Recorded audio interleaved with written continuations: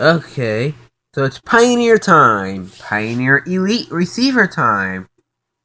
And that's exactly what this is. It's a Pioneer Elite vsx-640 or something like that. No, not 640. I don't remember what Elite series this is. I don't have the paperwork somewhere. Oh, it's a vsx-42. Home theater receiver. 7.1 surround sound. I apologize, I haven't had any videos lately. It's just been pretty busy here at the house and at school. I haven't had a lot of time to make any video. But continuing on with the trend, we got this home theater receiver. Not to fix or repair or anything, but just to talk about. I'm going to be uploading a couple videos about a laptop later. Give me a second. Blech. I have the allergy, so I've been sneezing pretty much all day. Alright, continuing. I haven't actually found any teardown videos or opening videos of proper opening videos of home theater receivers, especially the fancy kind. This thing, when brand new, is about $400 roughly on Pioneer's website. So yeah, they're pretty expensive, but I wouldn't exactly call this $400 construction. You can see they've gone back to using individual molded together cables instead of ribbon. I mean, there is a ribbon for the front panel, which is right here. Let's look at this main board up here. You can see up right there is our HDMI audio switching chip.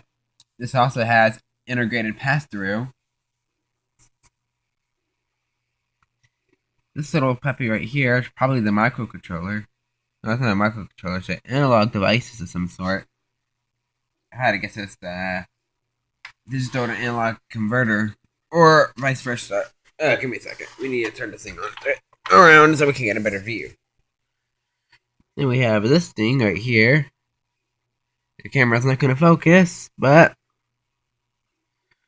it is a D7AF11A7 116-7A.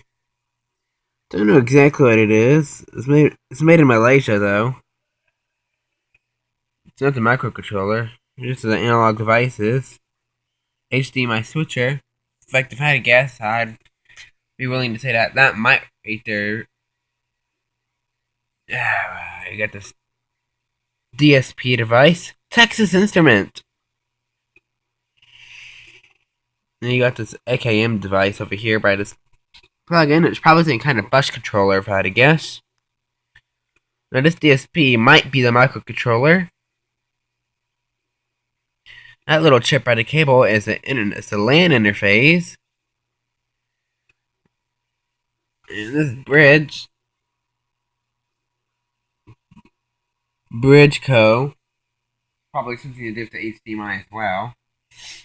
Not exactly sure. You can see you got this side plane board with this honkin' beast on it. I don't think it's a microcontroller though. I think it's some kind of host interface chip. Maybe some kind of like a makeshift north bridge like you would find on a computer. No, maybe like some kind of south bridge, because the south bridges are in charge of expansion ports. Right? Now, Pioneer could have just very simply just used two STK or TDA amplifier inline packages and had a couple of driver components and been enough the amplifier, but no. As you can see, they went through the troubles of making this all through hole. Yeah, I'm not lying. You can see they got these nice cables, which would make troubleshooting really easy. In fact, it'd also make modding this amplifier really easy too. You can see some of the output transistors down there. That's part of the secondary amp, or our part, or B amp is what I call it. And you can see the output devices down there on the heat sinks. And this big old heat sink. Heat sink isn't too high quality, but it's definitely not too bad either. The capacitors are this weird brand. There's like no name. It's just like a SMS. It's the only wording there is. Wait, give me a second. There we are. And you can see we got this big old transformer. Let me see if I'm zoomed in. No, I'm not. This big old hunking transformer. Really is quite a beast. But it's not the biggest I've seen. Right up here is a standby power supply board. You can see it has this big old ribbon cable that goes to the display. Speaking of the display board, you really can't see much, but that little chip right there, I'm fairly sure it is the VFD driver. Would have thought they would have used a bigger IC and have it integrated as a microprocessor. Nope. Anyways, this is their main standby power supply. See a little power transformer there. Relay, some capacitors. Not too bad. You got this big hunking thing. It really is massive. But I won't lie. My other Pioneer Elite receiver, which I'll be making a video of sometime, has a much bigger transformer. You see how much more compact it is. Anyways, see the secondary windings. It's going to be supplying positive and negative 30 volts, I believe. See, you got your two huge capacitors. They really are quite dinosaurs. See, you also have the audio filtering, and you got the relays that switch on and out the different inputs. Along some filter. So it's probably actually driving the output as some kind of,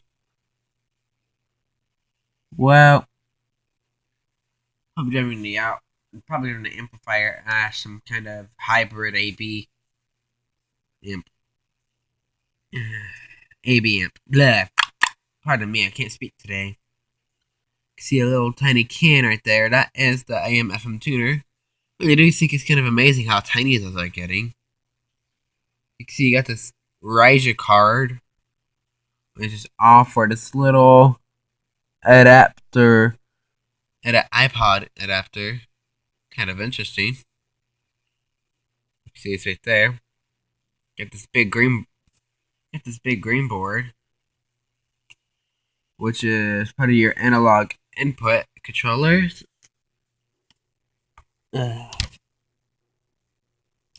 More of your input controllers stuffed into there.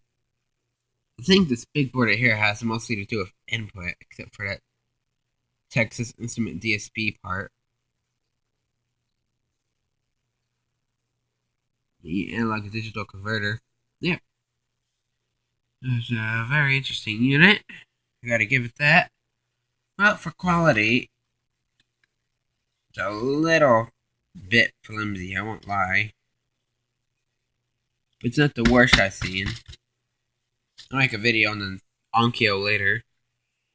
I have to give this a B.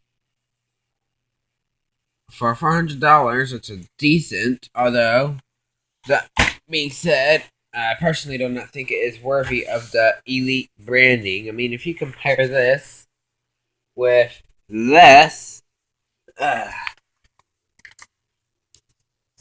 I would say this is worthy of the Elite branding. And this, not so much. I mean, is it a nice receiver? Yeah, it really is a pretty decent receiver, but I don't personally think it's worthy of the Elite branding.